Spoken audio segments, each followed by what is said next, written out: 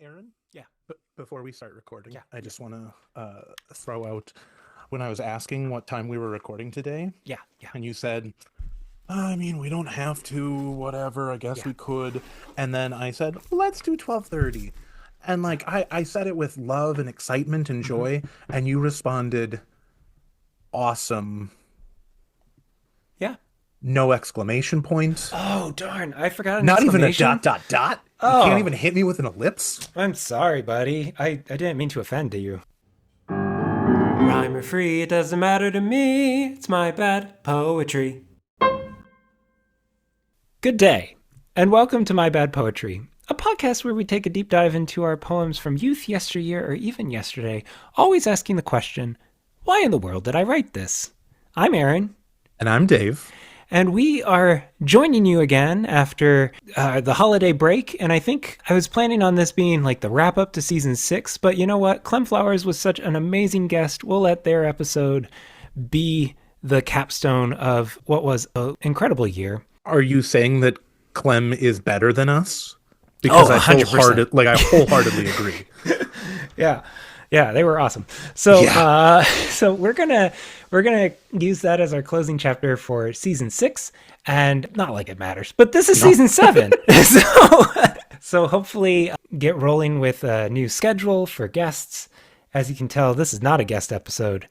This is Sorry. just us. Yeah. Well, Dave, you even have a new haircut. You got your snowball up elevated. This is a Is new it you. dropping constantly though? It does look like it's kind of like comically lowering over time. Yeah. Wow. So if Dave's voice becomes softer as we go, it's because his microphone is too heavy for his repaired microphone stand. Yeah, I fixed it. And by fixed it, I mean it doesn't work. Well, I have a plan for this episode. That's always dangerous. Yes, it is. But Dave, how about you bring us into the realm of bad poetry? It's been so long.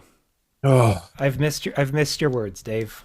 you won't after this. Yay! Okay, what do you got? Okay. This is a poem I am calling Out of Practice. I have an alternate title that I started with, and then I changed it. So once we read it, I'll give you that alternate title. Okay. The page feels rough beneath my hand. I struggle against a weight I cannot stand, drawing the pen to the edge of each line. Each return renews pain in this hand of mine. I will persevere, though I will not thrive. These thank you cards number more than 5.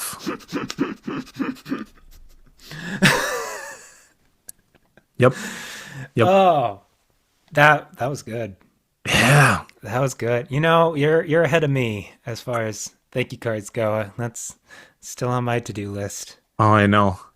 I don't send too many thank you cards, No. and when sitting down to write thank you cards, I always realize how little I write because I type everything or it's bad. So my hand was like cramping up after three sentence long thank you cards. It was pathetic. I have to say, when you started and the page felt rough, I was like, are you working on like recycled pulp paper? Like, Oh yeah. okay, yep. And then you're writing all the way to the edge. Like, you're just like, No, No. I said to the edge of each line. oh, I heard edge of the page. Sorry. Oh no, no, Okay. no. Okay. No, these are not well written. These are written with gratitude and thankfulness, but also I can't things. Yeah. As you wrote, and the only reason I had this is last night I was overhearing Abby read to our daughter from Order of the Phoenix, and Seriously? yeah, that's how far they are. Wow. Okay. It's dedication, but it was the detention scene with Umbridge, and so yeah. with each new line, it was more pain. And I Yeah. was like, is this a coincidence? Did you write a Harry Potter detention poem here? Yeah, that's what I'm trying to get at is I will not tell lies. Yeah, Right? That's it? I think so. Yeah, I will not tell lies. Oof. It's been a while, and Harry Potter's terrible, and J.K. Rowling is trash. Yeah, So yeah, yeah. So, but that's what I thought of. So I'm glad it wasn't that. the alternative title, I was trying to figure out what to call it, and I went, my pain, my problem, my struggle. My struggle's not bad. Translate that one to German for me, Aaron. Mein Kampf. Mein Kampf. Oh no! Oh no!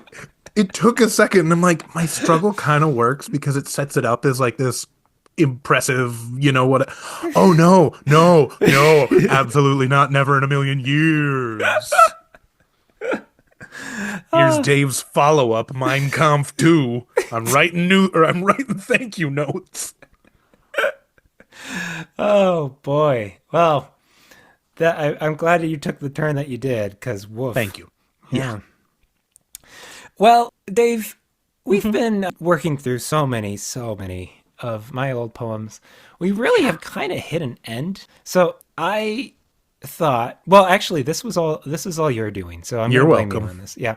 You're welcome, listeners, and past Dave who hasn't heard this poem.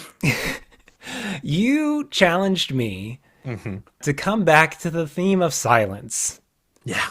because, as we all know now, I was apparently obsessed with silence. Dedoy. So what I thought we would do is this episode is going to be a retrospective on silence.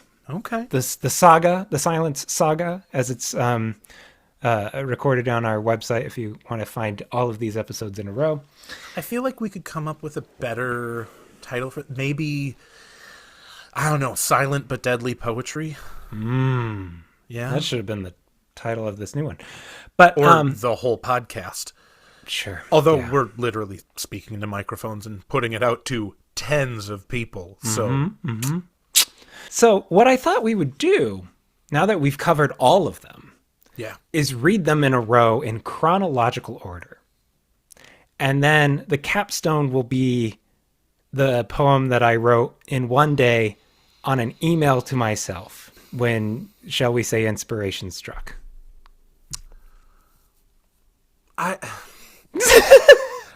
You're trying to get out of it. I know you are. I'm literally like, there is a great line in Next to Normal, a wonderful musical that I love, where the daughter character is bringing a friend home, a boyfriend-ish kind of, relationship budding. And the dad says, oh yeah, he can join us for dinner. And then she goes through, no, Henry can't join us. He has homework. He has surgery. He has rabies. And that's all I could think of in that moment was like, what things can I throw out to be like, nah, I can't hear about silence again for the 94th time. Well, yes, I think if we do this, this will be like a purge. This will be not only like the capstone, but also we will have put this to bed forever. And never again, unless a guest brings up silence, will we have to discuss this topic. Dear listeners, we would love if you have poetry about silence. If you want to submit that so that we can suffer some more, that'd be great. Okay, so here we go. We're gonna do this. We're gonna trudge through the Silence Saga one last time, and then listen to the hastily written poem that I had last month. I feel like your hastily written poetry is somehow like infinitely better than my hastily written poetry. Although I guess that's not tough. Okay. Hit me with some silence. So, to go in chronological order, we begin our journey with the one that we actually covered most recently on the pod, which is the 5th grade Aaron's steal a line writing assignment, Silence. Right. Written on loose leaf paper. I stole a line from another poem, and the line that I stole was the wind, sky, and earth, and this is what I crafted around it. Okay. Silence is impossible. A sound is always there, no matter where you go. Silence is impossible. The wind, sky, and earth, the storms, and the snow, they all make a sound. Silence has never happened, and it never and will never happen. Sound you cannot escape. It will never be silent. Silence is impossible. We've put this, we've done this to death, but We've put it through the ringer. yeah. And I will reiterate, that is way more creative than your poetry was in middle school and high school. Like, 5th grade Aaron was more creative. Burn. Thank you. Yeah. Yeah. Well, speaking of high school, Aaron, we're now Ugh. jump to the first in the Wolf Journal entries. Okay. This is from the first of the digital documents, Thoughts of a Boy and Other Sad Stories.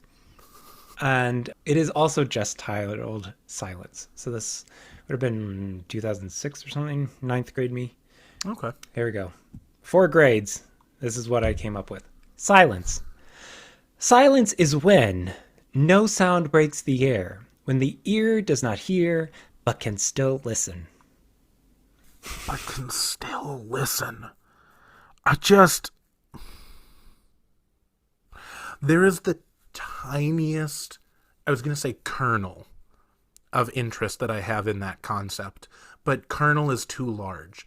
There's the tiniest atom of, tiniest tiniest massless electron Okay. of interest that I have in that concept of the silence, but still being able to listen. Okay. It's meditative. There's something there. Yeah. I mean, it's absolute trash, and I feel as though I should throw my computer across the room because I know that on this computer I have that poem. Yeah. I used to send you emails. What? Uh-oh. What? It's on my Google Doc.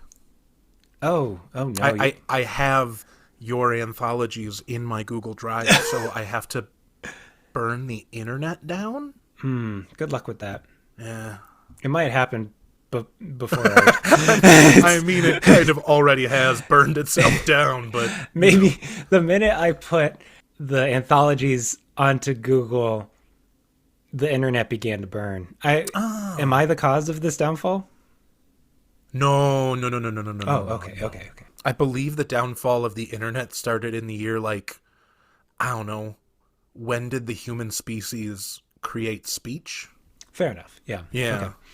Okay. Well, so we're gonna jump now. We've done the loose leaf silence. We've now done the first anthology silence. These next 3 were in Analogy of Life. And Wait, in one anthology? in one anthology, and I start this one with Silence 2, recognizing I had already written Silence in the first anthology. The fact that you were keeping track of that and know that, and still chose to write 3 more, is insane to me. Yeah, it seems worse when we put it all together. Yeah. So this is Silence 2. Okay. Silence is... Oh my gosh, it's like... Okay, silence is music to the mind. It is a constant melody as ideas are the lyrics. Thoughts mesh and make sense, for without silence, noise would never exist. It's just wrong. I know. It's just fundamentally wrong. I know. And the whole problem with it is, like, silence is music to the mind? Yeah, Is it the worst written music of all of human history? Is that the worst written silence. line? Oh, that's true. It's just... This is anti-poetry. This Yeah. is like... Oh, I think man. they use this in, like, torture scenarios. Now, Silence 3 clearly jumps right off the same... Like, it's almost the same just thought said 5 different ways. Yeah. So this is... Silence is the blank canvas for the composer, the blank page, waiting to be molded, waiting to be destroyed, to be made into a masterpiece of sound, a Mona Lisa of notes, a Rushmore of melodies, and the composer sits in silent content. Did I crap all over this one? I don't remember. Because I don't hate it. I think what I don't like about it on this read through Yeah. is that once silence is destroyed, the notes and the melodies are not the Mona Lisa and the Rushmore. I remember we wanted a different metaphor for Rushmore, but that's not silence. Silence is the blank canvas. I can hold to that. Do you mean Mount Rushmore, or are you already obsessed with the Indie films. the indie films? This would have been before I got into films. Oh, okay. Yeah, Okay. yeah. I've never seen it, and I probably never will. But I had to ask. Yeah, I need no, to that's know fair. more about you, buddy. I know, but I would say that this is probably, and I don't know if I mentioned this back then, but this is probably pulling straight from White, a Blank Canvas, which is a line from Sunday in the Park with George, where the painter is anticipating the next painting. So I think that's clearly what I was going with here. But I like how I gave you an out of pretension to be like, oh no, he was talking about Rushmore, Right. the Wes Anderson movie. But no, you're more pretentious than Wes Anderson. sorry. Gosh, buddy. Yeah. Okay. Okay. Then the last part within the typed anthology analogy of life is this untitled kind of epilogue. And it says, "Silence, how I wish to obtain you. A life passes by in sound and fury. You are the calm undertone, always waiting to be unheard. When I find you, I engulf myself in your fullness, but one draught is not enough. Why must you always hide?" Again, I like obtaining silence. Like holding the untangible. Intangible. Intangible? Yeah. Atangible. But yeah, the rest of it is just the same schlock. It's all the same. And I find it fascinating now reading these all in a row, where like fifth grade me was like, silence is impossible. And the 10th grade me, I forget when we timed out this last one, but is like, all I want is silence. So that's the Silence Saga. And Dave, you thinking that it's hilarious that I wrote so much on silence, challenged me to write another poem on silence. Yeah. So I did. I wrote poem while sitting in my office one day. It was November 21st, and I sent it to myself at 10:52 a.m. when I probably should have been writing a sermon, but this was all the words that came. Yeah. So, you ready for this one? No, but we'll go ahead with it. Yay! Okay. So, this is silence after the Silence Saga of my youth. You subtitled it. Yeah, I did an after poem.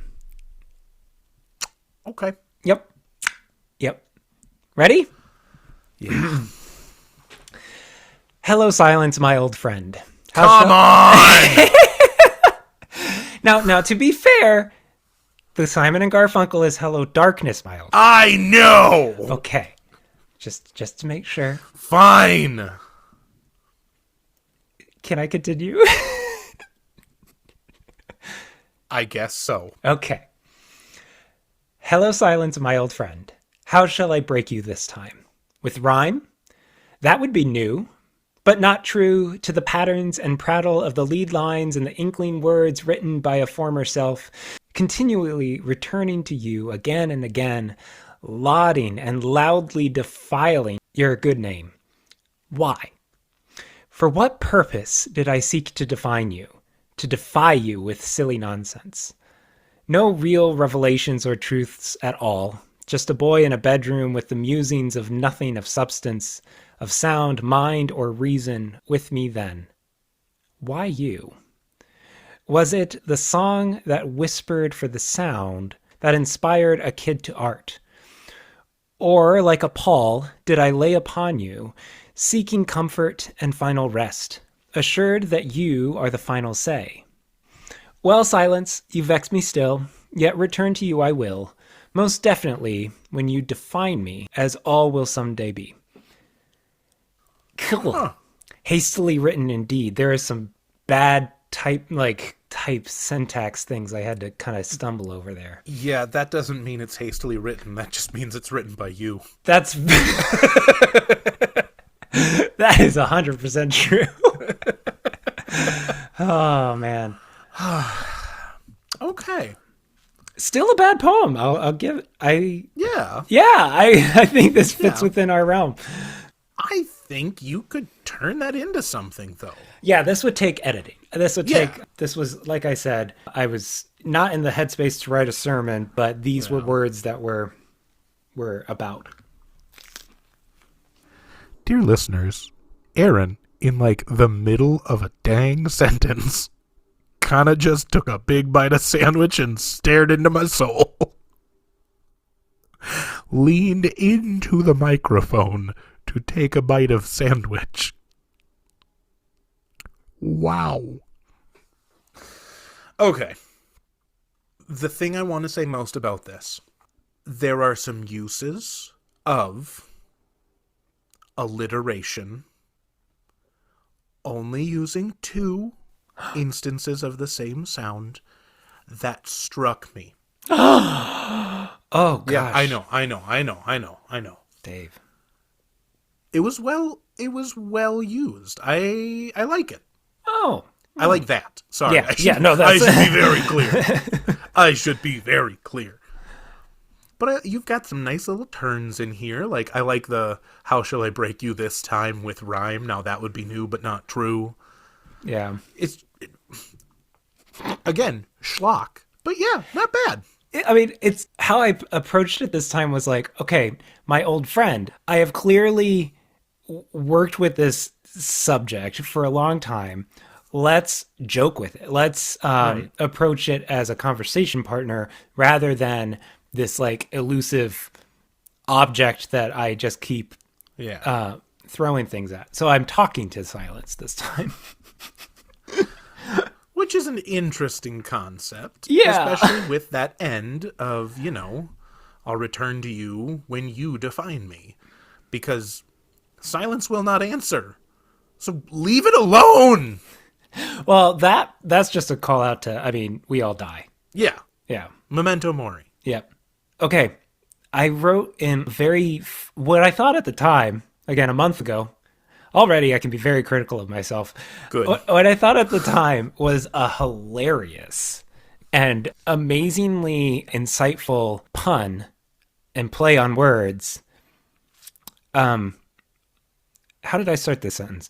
Anyway, I don't remember. I don't remember either. I put in a little joke here about The Sound of Silence by Simon Garfunkel. Yeah. Did you catch it? Not the opening line. Oh, okay. No. I was gonna say. No, the opening line was to plant the seeds. Sure. The pun and play. I quote the song one more time. And then I decided it would be hilarious to do some name checking. Paul. And art. Where's art? Inspired a kid to art. So, I like that. I do. I like that. So I have, was it the song? Again, a reference to Sound of Silence, that whispered for the sound. So whispered for the sound of silence, right? That inspired a kid to art, or like a Paul, did I lay upon you? So I was trying to figure that out, being like, why is, like, you're making the death reference in the final stanza. Yeah. So why are you putting the Paul in the second to the penultimate stanza? I like that. Yeah. So that's Art and Paul. Oh, clever. Yeah. Anyway. Again, you did stuff here. I did some fun stuff. There's a lot of wood chipping that would need to happen here. Yeah. And I think it needs to have a new title rather than After the Silent Saga of My Youth. why It not? needs- Huh? Why not? Well, no, it's Honestly, you want to know why? Yes. Because I'm not creative enough to come up with things, so when I write a title, it's a stupid pun on something I say. This is not That's a good how title. I write titles. This is not a good title, Dave. This is me reusing the same title I have used 5 times before. No. Yeah. Silence, No. silenced. Silence, silence, silence, 2 silence, 3 silence. I thought one of those didn't have a title, Yeah, technically. the last one, and then 2 and 3. So I guess Exactly. I've used it twice before. Yeah. I am pedantic. And correct. And I love the after poems that folks have brought to us. So I was like, that'd be kind of fun.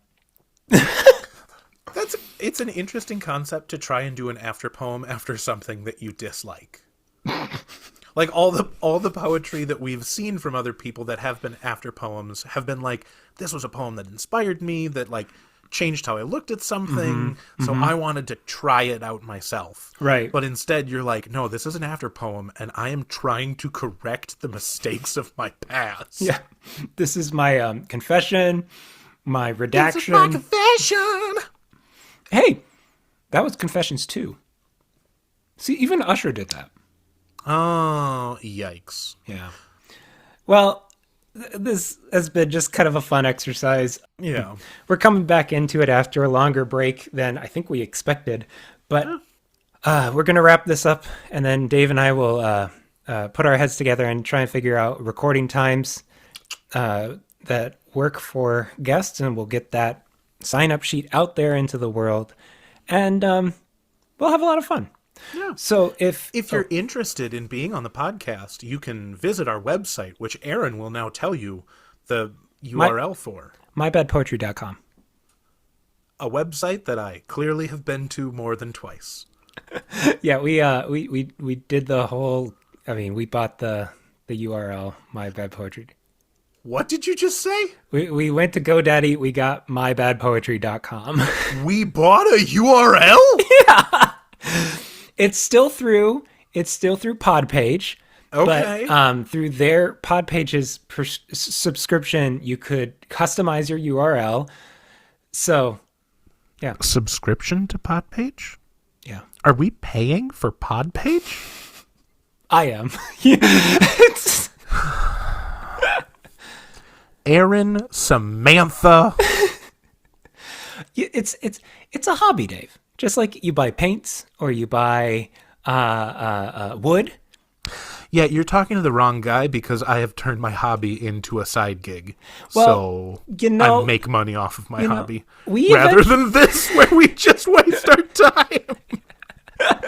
Well, we made like $31 back when Anchor had ads. Our one ad. So it doesn't balance, but it's fine. No, it doesn't. No, it doesn't, buddy. Well, if you feel sorry for us, first don't. Well, but you could also, first of all, don't feel sorry for us. Yeah. Feel sorry for Aaron. No, well, that's true.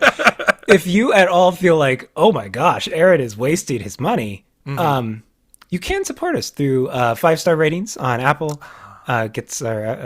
Or you could just like share our podcast. Yeah, you could talk share about it, or you could put it on the background and run it like 100 times in a row, and then the algorithm doesn't care as long as it's listened to. I feel like that isn't advisable because then people might accidentally hear us talking, and that would just ruin their day. So, yeah. Well, you do you, listeners. We love you all, even if we don't know you. Yeah. So we're going to end this week with the words of a true poet. And because we ended last season with Clem Flowers, I thought we would end this kickoff to season 7 with Flowers Clem.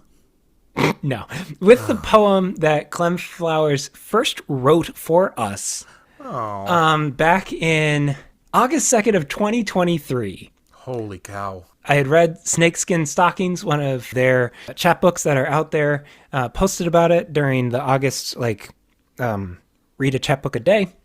And out of gratitude, just wrote a poem for us. So this They're is so awesome. I know. So this is how we'll kick off season 7. So this is called 2 tons of dead lightning on your crown for My Bad Poetry, the podcast. My body is cruel and I make poor choices. Famous ship swinging wild out on the mossy reds, drunk on its own legend.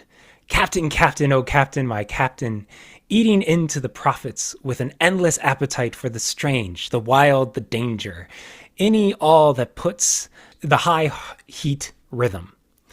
In your heart, in your skull, in the endless fog, my body is cruel and I make poor choices. The night, the woods, the rusted marshal, stacks, and the blue dogs forgive.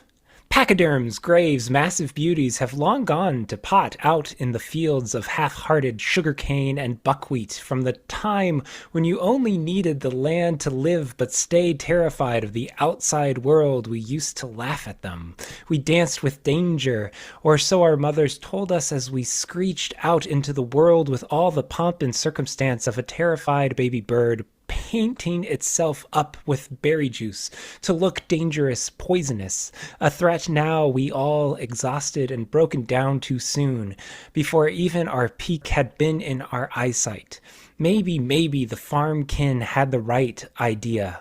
300K for a farmhouse of health code violations on a quarter of an acre city life. It is then, although sometimes a tent in a national park watching all the stars go by, the universe knows how to plant an impulsive thought in good. One of the reasons I sat on that poem is I am terrified that I don't know how to read it. It is just an explosion of thought. And Yeah. and Clem, Clem, we don't deserve you. we also don't understand this poem, but I love it. I love it, and I love that you thought of us way back then, and you were able to be on our show. So, anyway, this has been My Bad Poetry.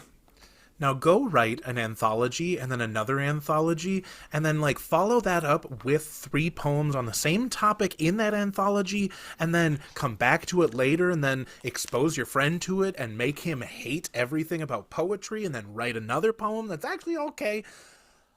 Or just write your own bad poetry. Rhyme or free doesn't matter. It's my bad.